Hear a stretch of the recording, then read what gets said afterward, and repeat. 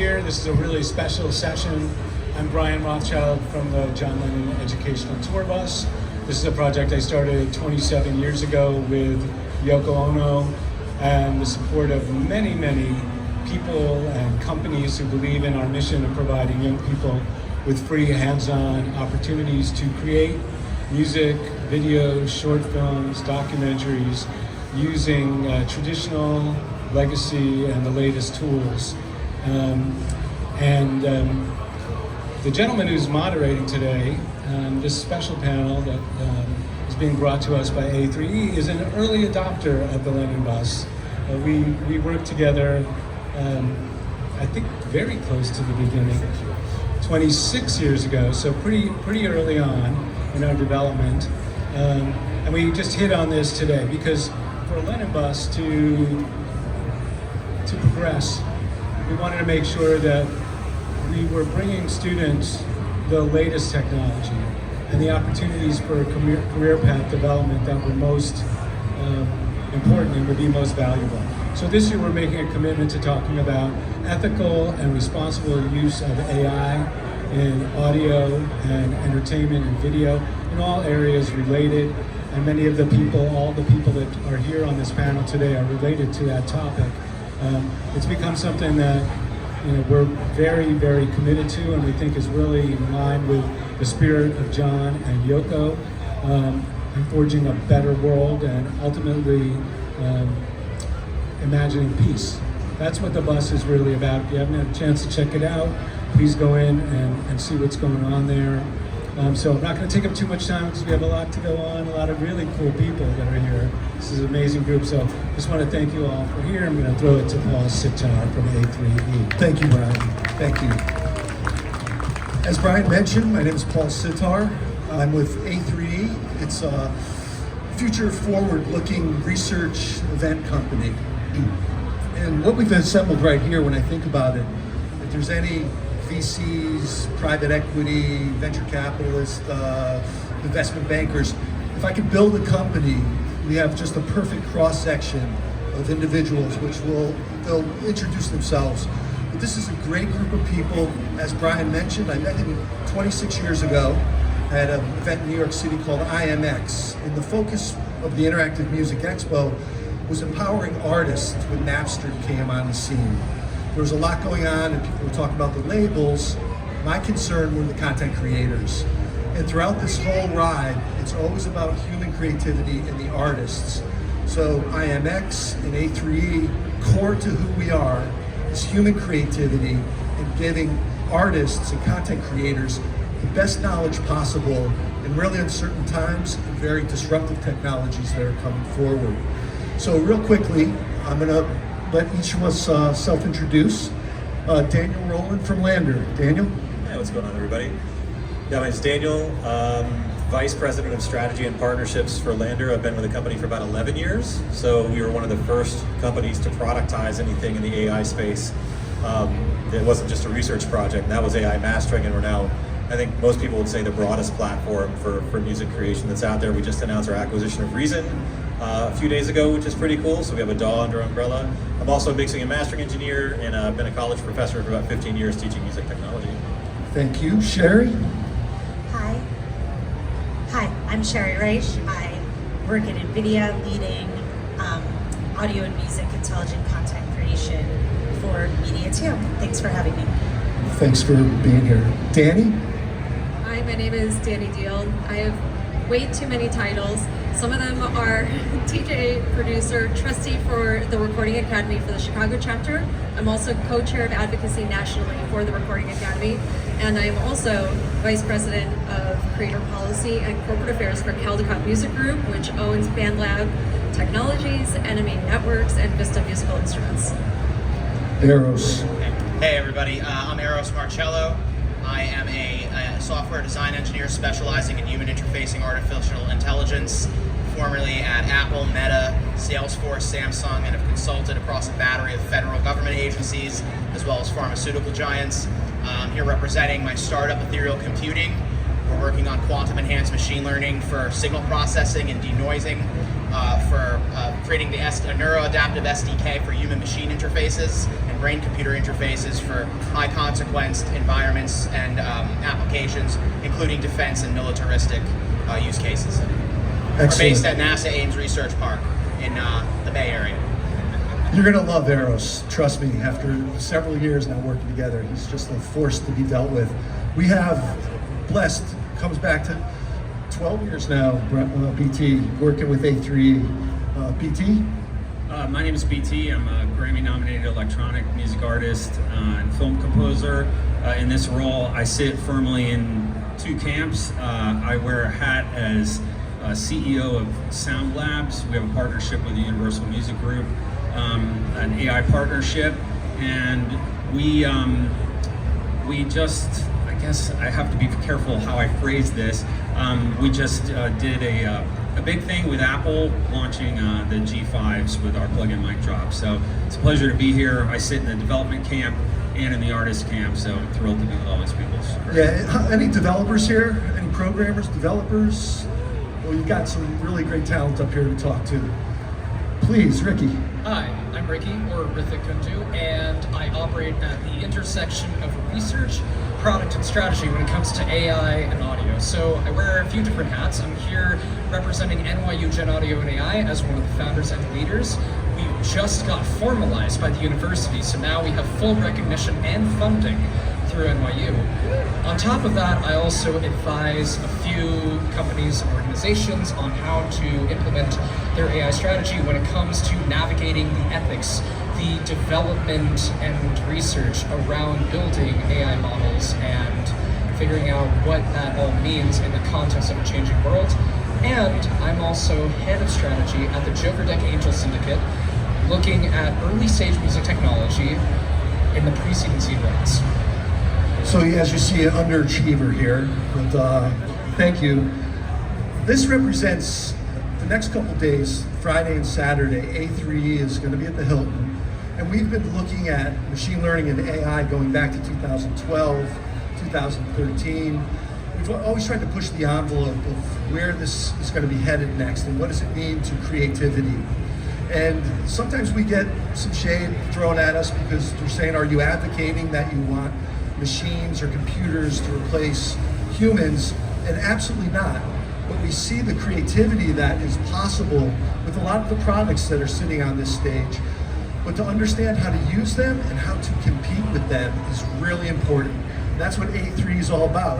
And the representation here, Daniel really didn't do a very good job because he is an amazing creative working across many different aspects of content creation. And did you get another piece of gold to put up on that mantle? I know you have an Oscar. No, I'm nominated for something this year, but we're not going to win, I don't think, for Star Wars. But this is quite a group here, so if you have time over the next couple of days, please come over to the Hilton and check out the A3E sessions. And a special focus is really about ethics and governance, and an important aspect to start thinking about, and Eros has been part of this the last couple of years, is that AI is really great for working on your workflows. It's taking data sets, and it's presented challenges. But we see an evolution taking place where a lot of wearable technology and just different aspects of instruments are starting to measure biometric information of the users, the creators, the fans. And we see that there's an aspect coming down the road where AI is going to train on neurodata, the thoughts, the creativity, ideation, and the emotional aspects of artists and consumers. And we see this advent of AI training on that and becoming artificial creativity. And it's something really important to think about as you start to move forward in your careers. In academia, and it's represented here, I know Daniel is an instructor, teacher, BT from Berkeley days. We have NYU represented here. Eros spends a lot of time with academia. You represent a very important part of where we're headed, not only from a creativity perspective, but from the governance and ethics and how to responsibly work with the technology that you're going to be learning about. So again, we hope to see you over the next couple days.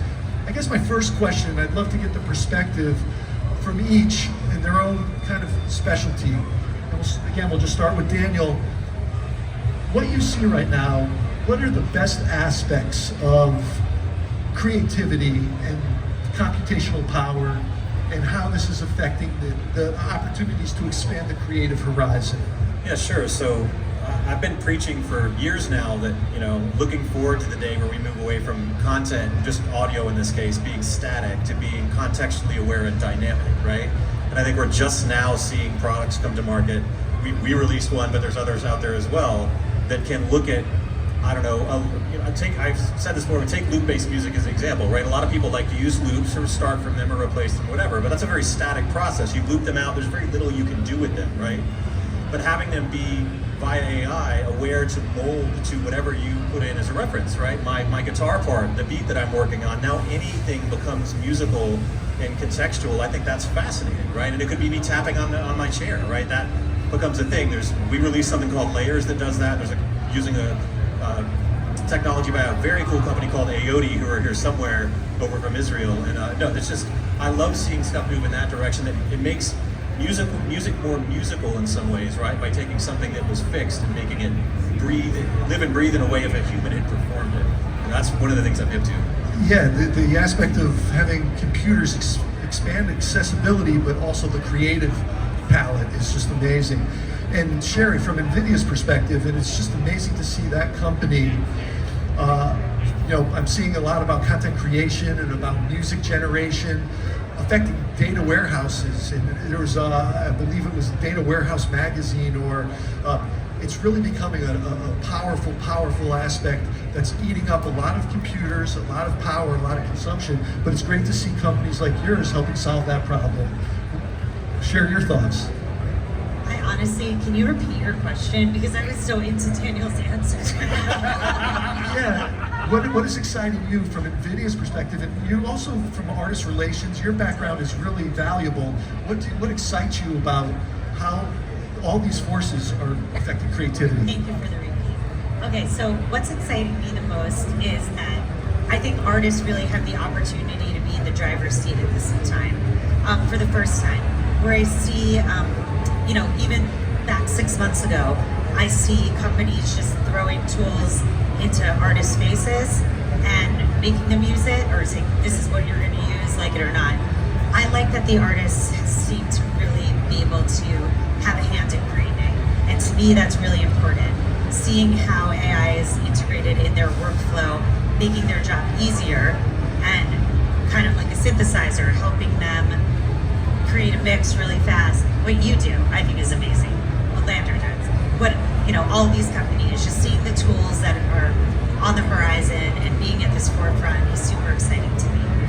For artists and from NVIDIA's perspective, we have an entire lab called the EDLR lab, where we focus primarily on audio research and just the things that are coming out of here. We had a session at 11 o'clock here before. We showed like 2 of our technologies, which I just think are amazing. So the researchers that I'm able to work with internally are just so unbelievably talented, and what they get from data is unreal. Of course, ethically sourced data. Yeah, so it excites me, things that they're building. That's important when you said something. Your content is data, and I remember when we talked about this 10, 15 years ago, some of the advisory board, our musicians, our creatives, were kind of like, why do you call it data? I think it's kind of insulting to us. It's creative, it's our art, but it's really important that it is data. We can call it IP. I don't even know if that's better than data. Whatever you Unless want. we have lawyers here. But no, very I true. see a lawyer in the back, yeah. I think we could say IP. Danny, and you have a great background with Band Labs as well to talk about creativity. What excites you in CMG going forward? What excites me right now is potential. There's a whole spread, a gray area of the way that we can use AI that is between not using it at all and push button, get a 3-minute and 30 song at the other end. There are companies that are experimenting with all sorts of ways that actually complement the way musicians work, and not trying to make something fit that they think or presume would work, but it's not what musicians want. I think that's where we started a couple of years ago, and now we're getting closer to, okay, well, what can we actually develop that is akin to or already works with the way musicians are making music. So I think that's the way BandLab approaches a lot of the way that we develop tools, AI tools, things like Recompose, for example. So it takes a melody that you've been working on, and if you're stuck, you get into a loop, you can't think of how to break out of that loop, you can use Recompose and it'll give you a version of the melody that you created that is in the same key, just to get you unstuck for a second so you can move on to the next step. And so that's where I think AI is going to have a lot of purpose and meaning and value, is less about the novelty of, whoa, look at this complete song that something did, but more in the underlayer. It's not as sexy to talk about, but and helping people actually get the work done that they want to get done and stop banging their head against the wall. Excellent. And Eros, I'm so looking forward to this answer. When I talk to Eros, he has a studio/lab, and it's pretty amazing. And talking to him, it constantly excites me about the limitless creativity that's heading down the road. And the other aspect that I'd love to just touch upon is quantum computing, because we've gotten where we have off of binary, which is just zeros and ones, but quantum is basically processing everything instantaneously in all different permutations. And this is the world, and Eros's mind is thinking about that. Tell us what excites you. Well, first and foremost, when it comes to creative and music applications, where I originally hailed from, which was a great primer for signal processing for brainwave data, because it's all waveforms and frequency bands, so it's very germane when you're approaching the problem space. But I'm really excited to see creative tooling become more ubiquitous and and transmute into creative environments. More sandboxing that is non-destructive and doesn't have you don't have to necessarily commit to using one tool or the other, and you have this entire palette of like biometric informed tooling, or like what I work in, which is neural interfaces for brain-computer interaction, measuring intent, cognitive state, and intent. And what I'm doing really with quantum is it's highly experimental. Anything that purports that it's quantum native is vaporware. What we're essentially doing, and what we're going to see for at least the remainder of the decade, and surely for time after, is hybrid classical quantum arrays. So you're very much living in and still leveraging classical machine learning and classical machine learning approaches and techniques.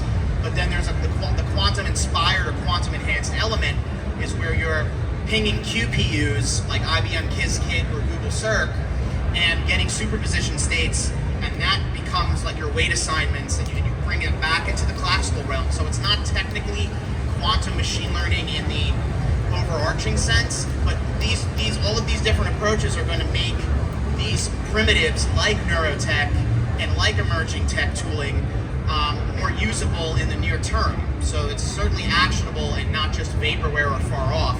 And I'm really big on utilitarian applications, but more so than anything is I'm going to really like for the hype, and I hate to use that word, it's overused, to die down, and for us to get out of the auto-tune 2009 era for AI and emerging tech and have it again seep back into Melodyne and auto-tune for really high caliber, vocal tuning and instrument tuning. We're going to see this recess and everything gets seated in its place sooner rather than later, hopefully, because I'd like to be able to watch CNBC again without hearing about AI every 30 seconds.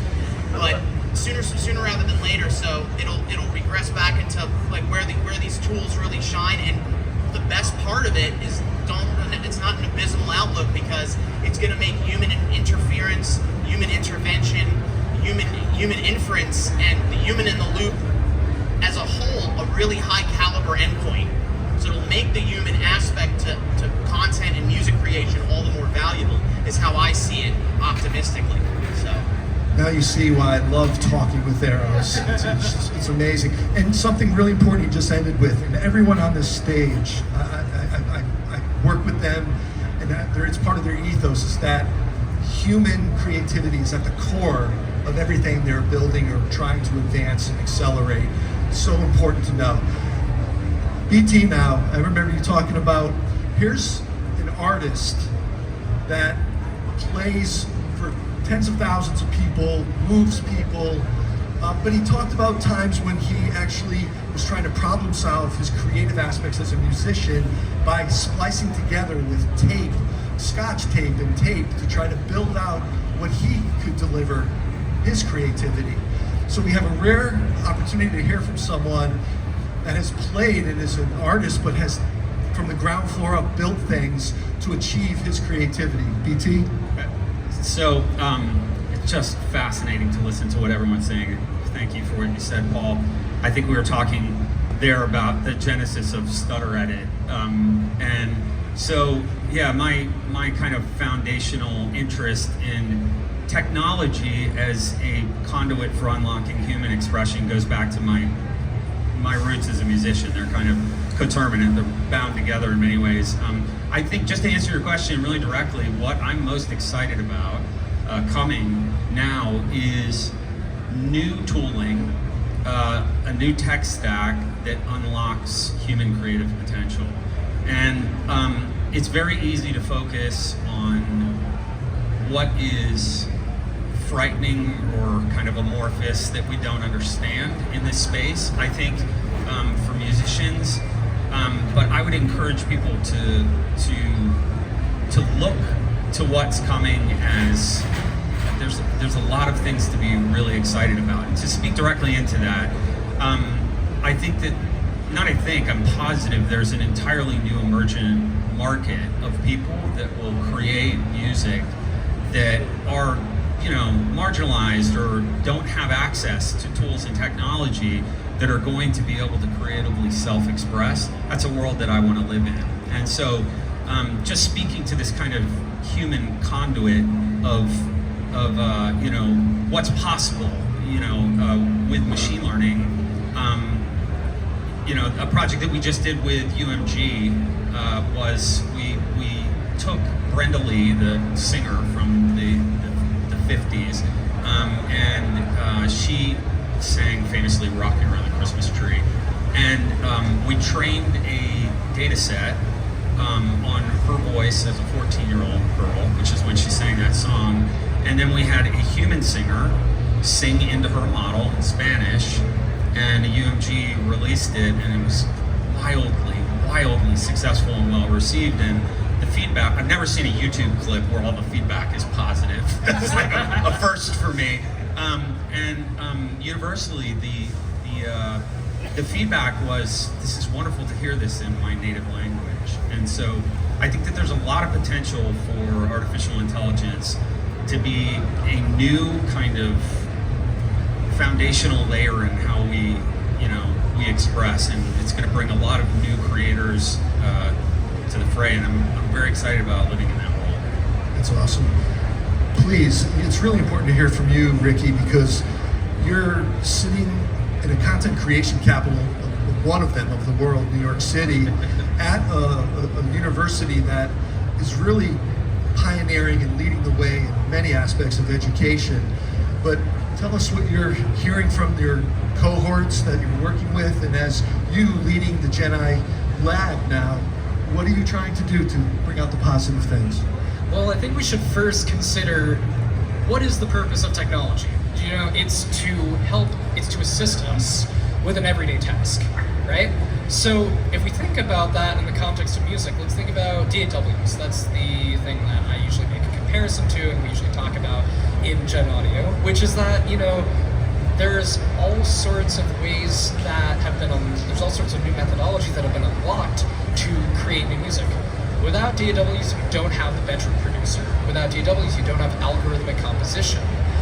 You also would have less access to sampling, and all of those led to some really incredible tracks. Like, consider Billie Eilish as a case, right? As a case study here. Now, if we look at AI, the way that we approach this in NYU is that we approach it not strictly, but I guess like from both the research and ethics perspective. What are the theories that go into the technologies that we're seeing and working with? And not only that, but what do they impact? And the way that I would consider it is that the technologies have a lot of potential. assistive tech is one of the things that I find really fascinating, especially with some of the projects that we're doing. One of which is an AI-guided EP, where we're basically putting producers into a room, having them work with commercialized tools, or tools that we're creating for other research projects, and then seeing if they can make something that they're proud of. What is more assistive than that? That is the question that I'm trying to figure out, and I think that, we should acknowledge what's frightening, but we should also turn that into what can be really positive and turn it back into technology that can assist us rather than us assisting technology. That's well said, and that is a perfect segue into, we're going to have to wrap up around 3:45, a little earlier than we planned, and I don't want to talk about the FUD, the fear, uncertainty, and doubt, but it's really important that artists and people emerging forward, especially from Berkeley and NYU and Nashville, just different places, that you have to go in eyes wide open. That this technology is very powerful, but it can augment your creativity. But there's also a lot of challenges that you need to be aware of. And I'd love to get each perspective here. And I'm not looking for the nuclear, the Skynet, the absolute doomsday, because the thing we have as humans is that we have quantum computers running at 98.6 degrees our body temperature, and it's organic to who we are. A lot of these tools and technologies and processes, it doesn't come organic. Will it become synthetic? I mean, that's something we can talk about at another time, but you should feel really good about where you're headed, but be aware of the challenges that come along with this tool. Give us your view, Daniel, about what kind of keeps you awake at night, but you feel like it's not insurmountable. Oh God, loaded question. I mean, geez, we could talk about data attribution and all of that stuff. I think just with AI in general, even outside of the scope of music, just making sure when people use AI, they use it with context, with agency, and with attribution involved in it, right? And I think it's all of us in this space come from a time before AI was in the public consciousness and we were using it on a regular basis. So I think we come with critical thinking skills and we have our own taste to impart on the output of the AI. We don't expect that it is this finished thing, whatever we do. I do worry about the next generation that did not grow up in a time, that only grew up with AI giving them an output that might be 90% of what it needs to be, that they still have those skills and they still understand. They are taught, hopefully, in universities like we all teach, a lot of us teach at, how it's trained, how it works, so that they can look at it with a critical eye and still impart their taste on what happens. Because I mean, it's more, AI is, the creative process is almost as much in the decision making with AI as it is in the output, right? And I want to make sure people keep that in mind. Yeah, as you develop, if you're banging code or you're doing UI UX design or you're writing your algorithms, you have a responsibility to think about the human creative aspect as well. And also as an artist, what are you using? How are you using it? It's a really good point. Sherry, do you want me to repeat the question? No, I'm good, but thank you. I have to be honest, I am not that worried. So there's not that much that keeps me awake at night. And I think the reason why is because, I mean, at NVIDIA anyway, our job is to solve people's problems or to help solve problems. So all the problems that I'm hearing from artists, from publishers, from labels, what have you, I think like we either have a handle on it or we are getting a handle on it, from rights and attribution, which I know is a huge thing, to just making sure things are ethically sourced. So I don't stay up at night because I think at this point, we see that we're in, there's been many disruptions in music, in this ecosystem, where we're starting, I spoke about this earlier, but starting from Napster, huge disruption. And then you go to iTunes, huge disruption. Then you go to Spotify, huge disruption.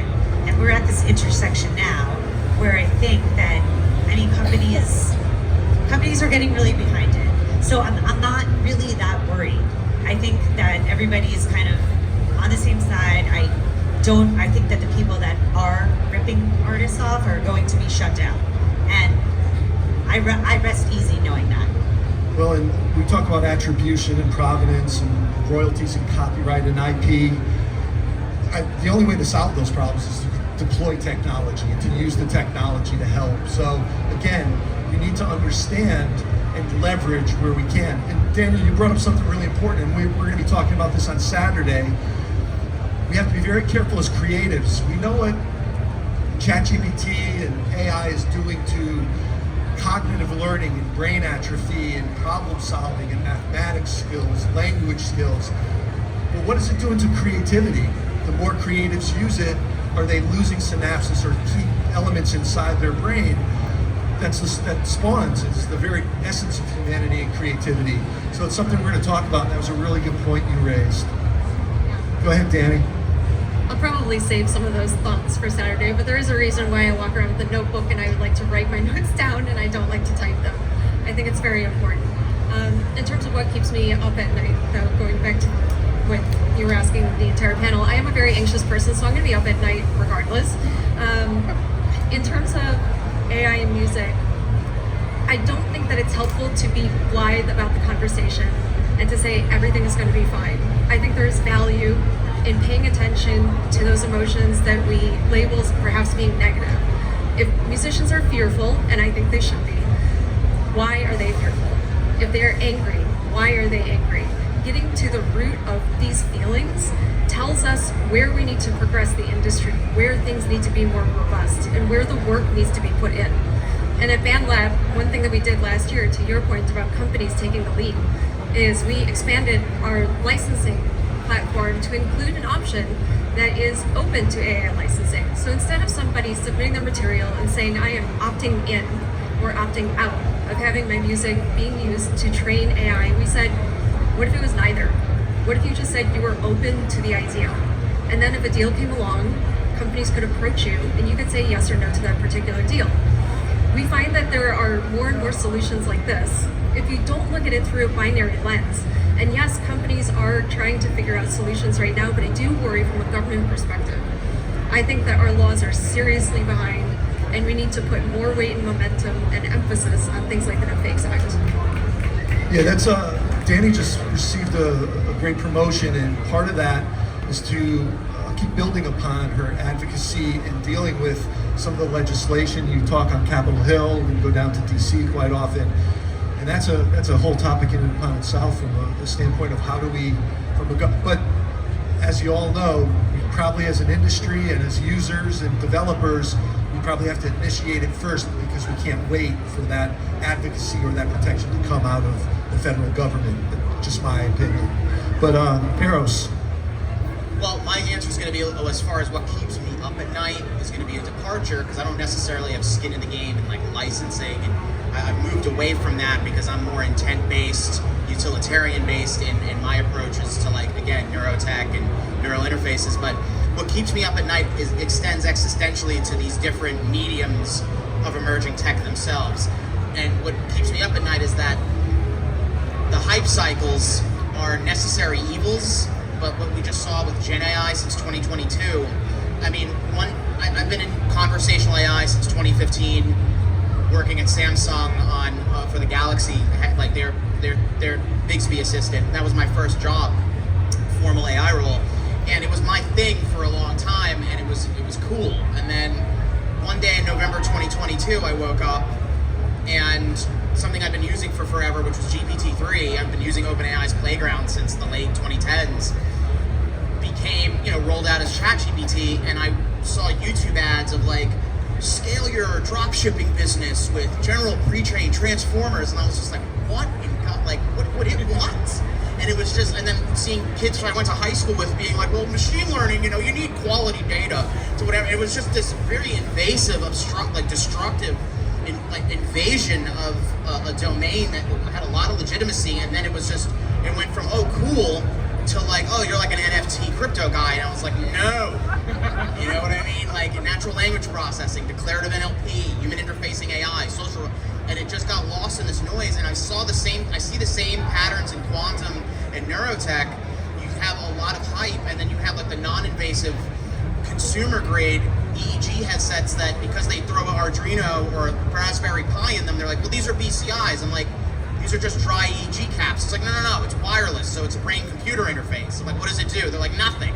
So it's like, you get a lot of these, it's a necessary evil because the general awareness of the public ends up translating at the end of the pipeline into VC, more buy-in from VCs, and venture capital gets deployed easier, and that's all well and good, but it becomes so visceral, and info and word spread so fast that it begins to also cannibalize the legitimate actors in these spaces. I mean, neurotech has certainly non-invasive and invasive applications that have really high potentiality and good general good.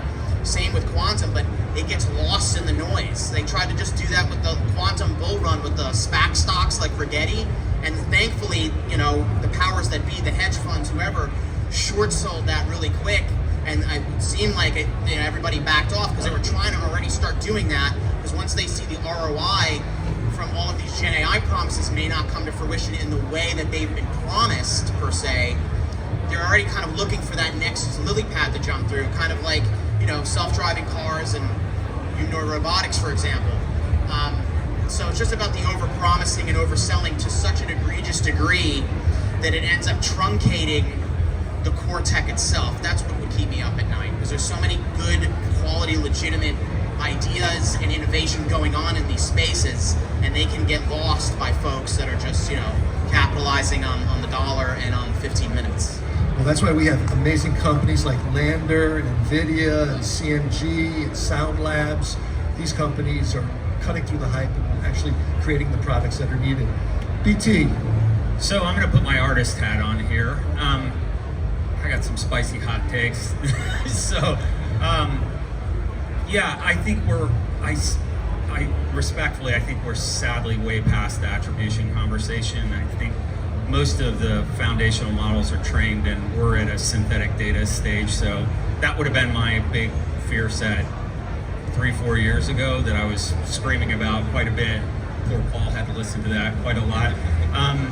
But my new sort of go-to fear is really more about the kind of diminishing gradient that we've seen in popular music and popular music culture.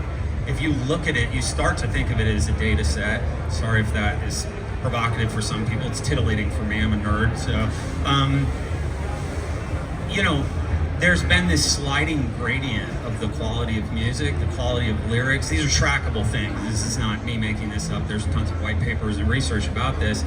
And where we've landed on kind of the body of recorded music, modern music for sure, that's ending up in these training sets, legally or illegally, it's not great music, a lot of it. And so my core fear is sort of the dopaminergic doom scrolling that we have with TikTok becoming a part of the creative process. That's a pretty specific fear. So a lot of the technologies that are kind of prevalent now are clearly designed by engineers and not by musicians. And so I'm really excited about things our group and others are making that are led by musicians that are, like I said before, things to augment the creative process. But if I had to go to, my core fear, it would be that musicians, this next generation of musicians, find themselves with non-musical tools and in this doom scroll loop of, I can do anything instantly, I'm already bored. So that's my go-to fear.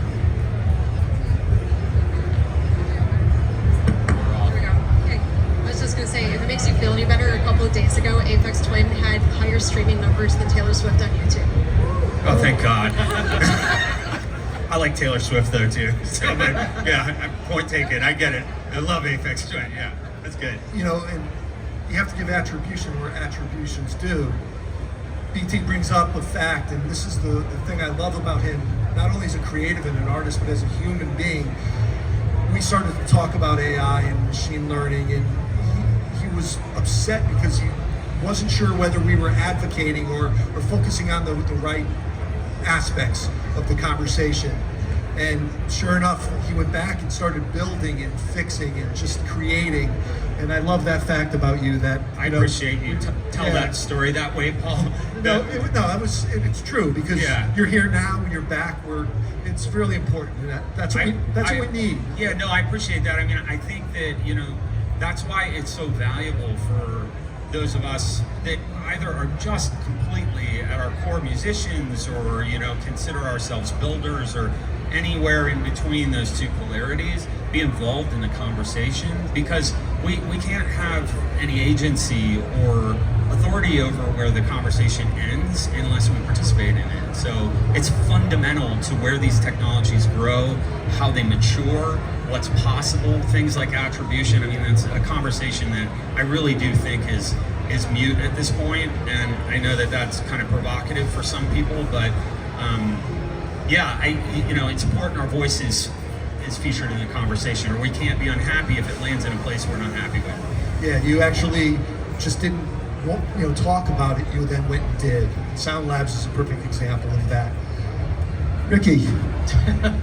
I feel like what keeps me up at night is making sure that we're doing the right thing and fighting for the right people and the right things. So coming from a music tech background and putting on my producer hat, with Gen Audio, I've often gotten questions about what are we enabling?